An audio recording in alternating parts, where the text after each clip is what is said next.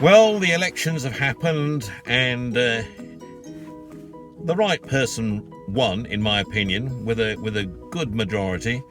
And now we can move things on in the government and in Parliament in particular, and get things moving. There are still many people who feel Boris Johnson can't be trusted, who feel they've got a problem with him. And I think all I can say is, well, look, give the man a chance. I mean, he has got a proven track record of a lot of positives. I know there have been statements made about his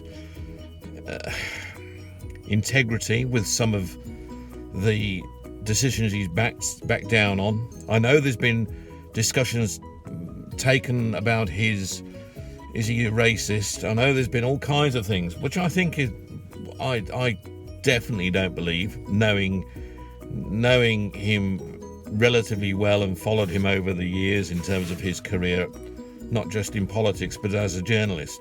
So I think he's well equipped to deal with the issues of the country. I think he's a good judge of character. He's a good judge of people. And I think he does genuinely care about people throughout the country, in all cultures and societies. And I think that is really what the difference is. I think, people have it proved in terms of how the results of the election went. So I've got to say, it's got to be now a question of, let's get him the support, let's get behind the government, and let's get our country trading and back on an even keel as far as progressing goes. When I look and hear things going on in France and Germany, I think we're in a pretty good position. I've got to be honest. The French have got some severe problems. So have the Germans. You think the Germans are an economic powerhouse, but crikey, they've got some serious economic issues in their auto industry and in their chemical and pharmaceutical industry. And I, think it's things, we focus on how bad we are at doing things, and quite honestly, I think we must look at ourselves very carefully. Where we do seem to be falling down is our longer term planning has been a failure for a long time. That's why we have poor road systems and poor public transport issues, in particular, while our governments in particular can't make good decisions, commercial decisions, and why things fall down. But if I compare our NHS, for example, with anything else out there in the world, believe me, and I've lived in, as you know, many countries in the world. I've lived in South Africa for a long time. I've lived in the Middle East for a long time.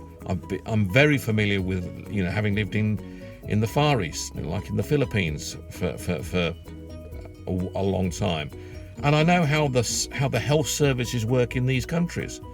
And believe me, there is nothing that can touch the NHS in terms of the service it provides. That I can assure, as it stands at the moment. So of course we need to get more money into the NHS. We need to look at the infrastructure in the NHS. We need to get more nurses into the NHS. We need to encourage more people to want to join the NHS from a job, a career point of view. But I think, we must also look at the facts and look at how people handle health services in other countries in the world, and then compare it with ours. Sure, if you have lots of money, you can get good healthcare in most places in the world, if you've got lots of money. Our service is walk-in, free of charge, from anything. Don't forget. That's what we're giving, a walk-in service free of charge, whether it's stick a plaster on a finger or have a major operation.